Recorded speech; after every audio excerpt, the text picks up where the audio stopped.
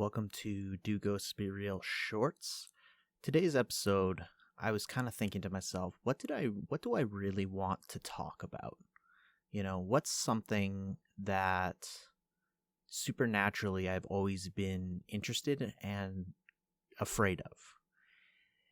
So, I spent a couple days thinking about it, and I decided to talk about a topic that's been brought up on the podcast a lot, but has never really been dove into, and that's shadow people. Now, shadow people are, essentially entities or beings that more or less are shadows, exactly how they sound. They take a human-like shape. They often will have the only feature that you can really make of them is eyes, which is, again, very dark and ominous, to be honest, if you're just seeing a pair of floating eyes, or glowing eyes, I should say. Now, this one is tough to talk about because there is very little Western history when it comes to shadow people.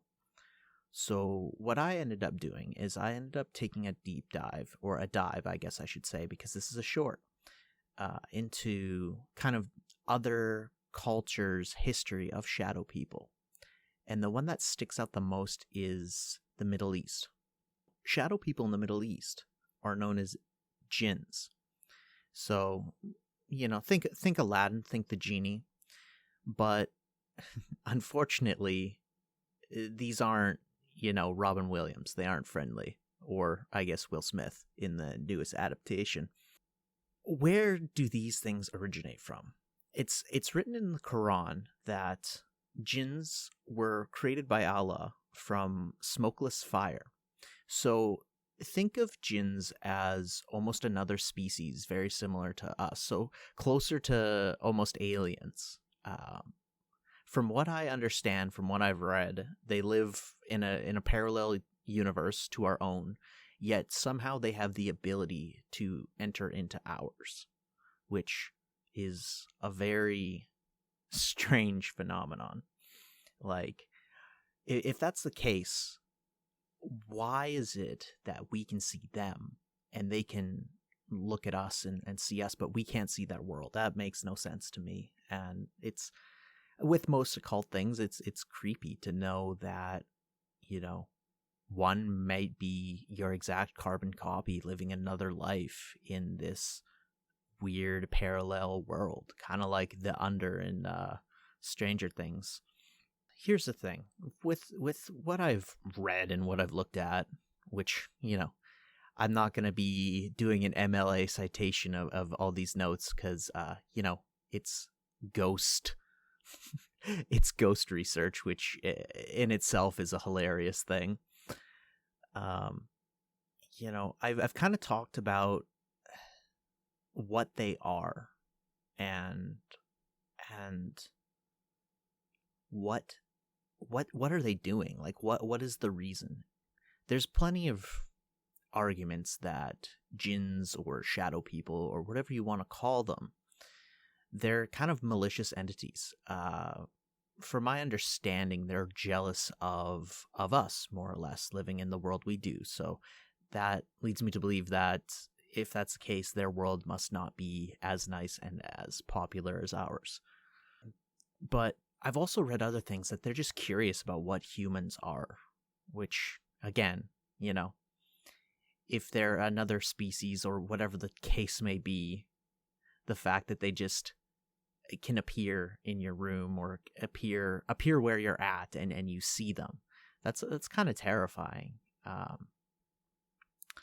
Now, I've always had, and this comes from my younger years of watching Unexplained Mysteries and shows like that where they do speak on shadow people, and that was the one episode that really startled me and really scared me from a young age. Like, I'm saying probably like 6 or 7 years old, is this idea that there's these people or there's these entities that can just enter your life and continuously watch you and there's nothing you can do about it. Like, even if you shine a light on them, it's not like it disperses. It's not a standard shadow.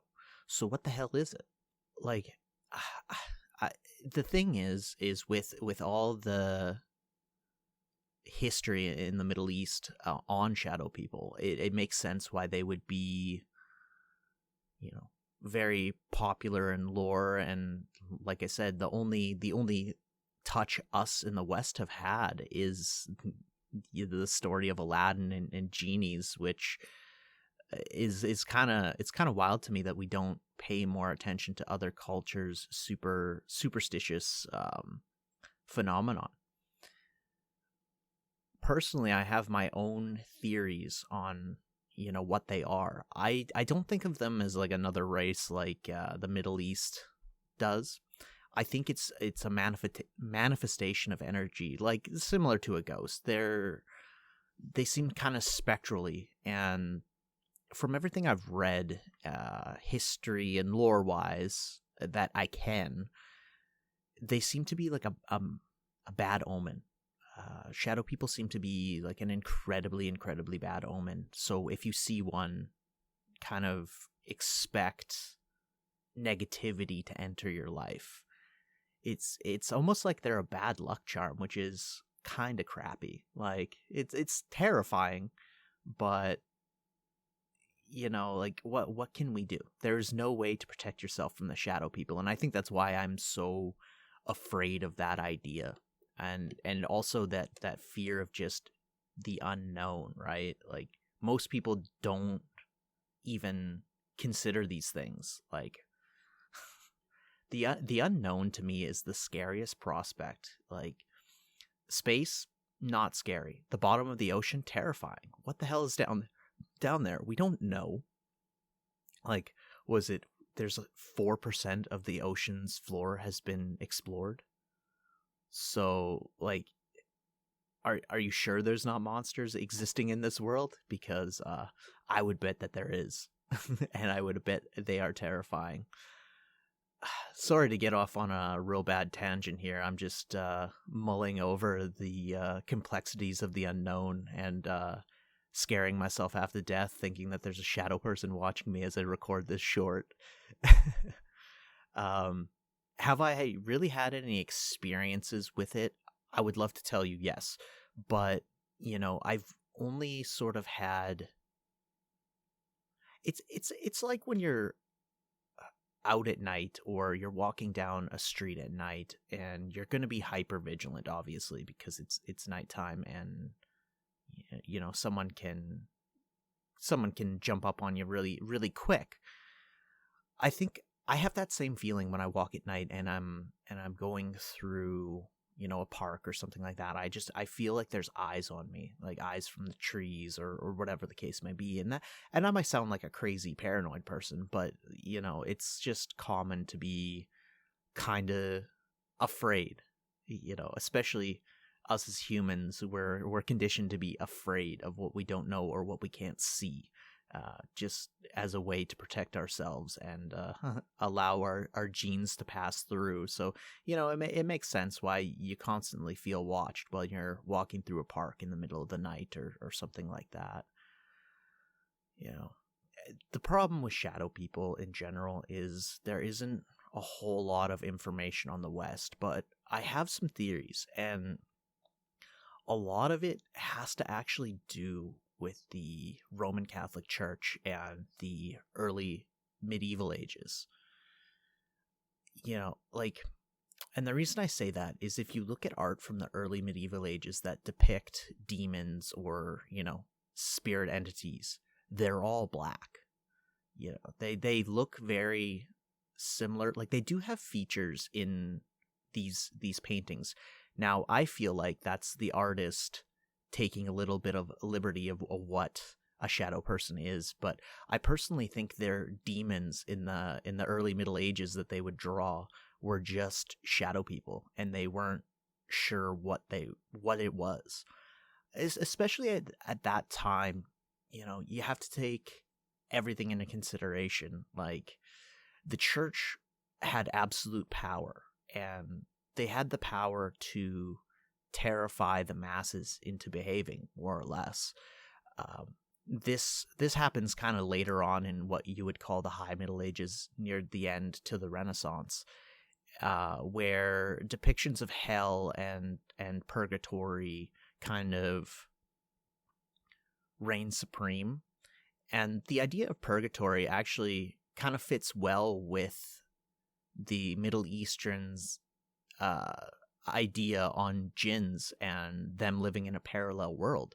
Because what is purgatory but a waiting room, right? It's more or less a waiting room to move on to the next chapter. Well, from my understanding, purgatory is just our world, but slightly off.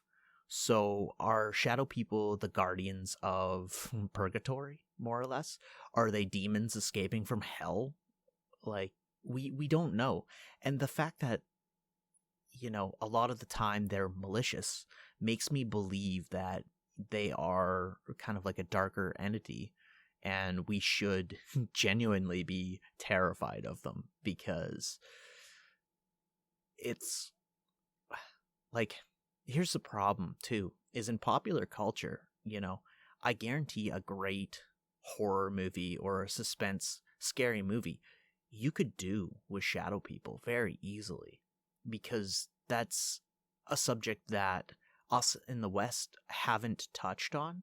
You know, like, I've only met a few people in my life that have claimed to see ghosts or, you know, see spirits as it were, or, you know, experienced any supernatural phenomenon. They're few and far between, and I'm not doubting the credibility of these people, because their experience is their own. You know, I personally, like I've talked about multiple times on the podcast, I've had weird experiences that I can't explain. And to be quite honest, a lot of these experiences happen during high stress situations.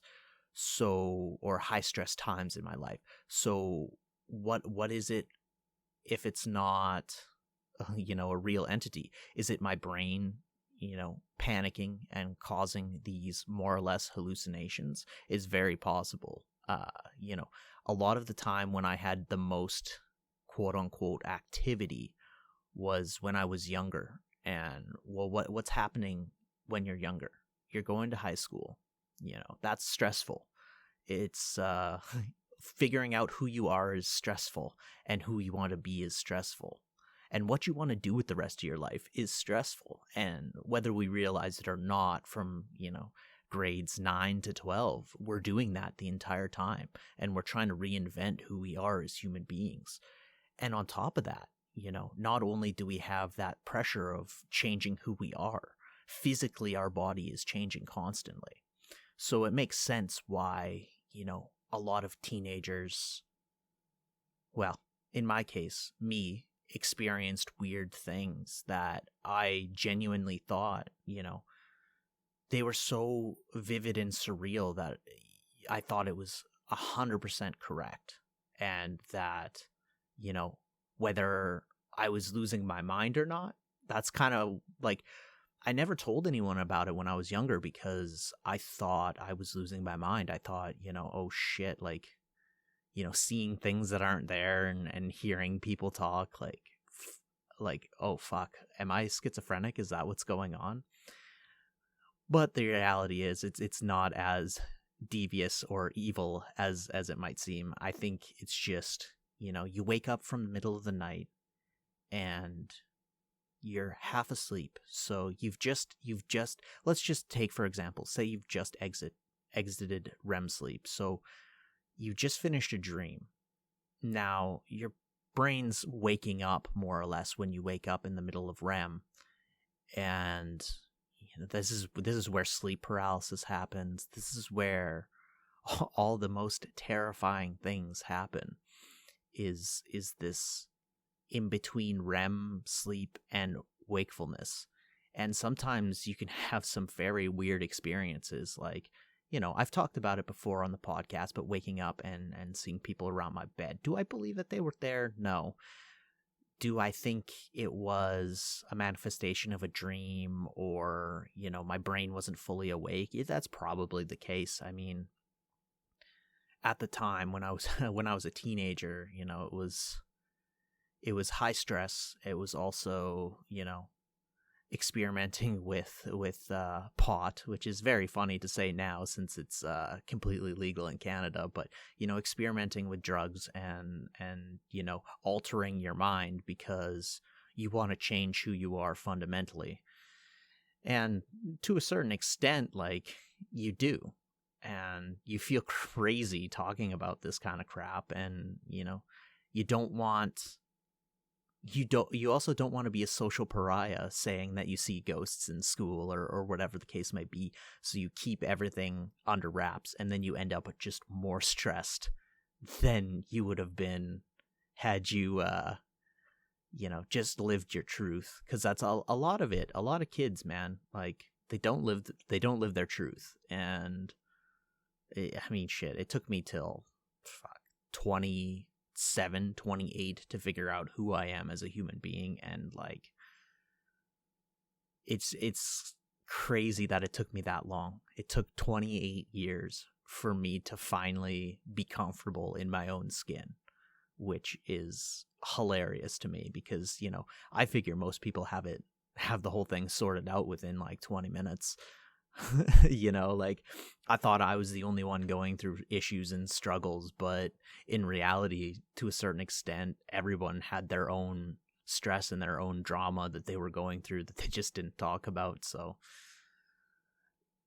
now that I'm done ranting about growing up and stress, let's get back to shadow people. A lot of the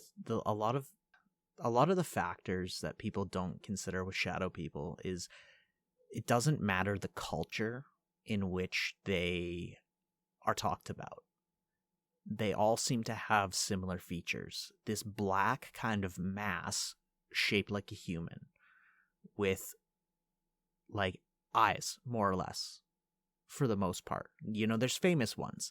The Man with the Hat. And I recommend you look that one up, because that one is kind of like a harbinger of bad things to come. That one is one of the more famous ones. So, like, I really recommend looking up The Man with the Hat and just say shadow person or whatever the case may be. Google is great at sorting things out. I know I haven't really talked too much about shadow people in general this episode. I've just more talked about cases where you're putting yourself into high stress situations or living a high stress life and having these things manifest to you, whether they're real or not. I do believe if ghosts are real and they feed off of energy, they're going to be attracted to those of us who exude negative energy for the most part. If it's something malicious, because they want to feed on that. They love energy. That's the telltale signs of ghost, shadow person, whatever the case may be, is they all seem to have one very common thread, and that's getting attracted to energy. Because it's the typical like ghost hunter thing, like, oh, it's dropping temperature in this room, so there must be a ghost. Well, the theory behind that is that that ghosts use energy, and heat is energy, right? So they are sucking the heat out of a situation. Now, I'm not saying it's as impressive as the wonderful show Supernatural, where you just immediately see your breath, but I have been in situations where the temperature in my room, for example, it'll be a crisp 20 degrees because that's where I keep my temperature at, but then it'll suddenly drop to like 16 degrees and I'm freezing. And like, what's the explanation for that? Well, I can tell you a logic explanation that doesn't involve the supernatural. I have 2 vents in my room, and my room's massive. So I have 2 vents in my room. There's no way those 2 vents can heat up my entire room. There's no possibility.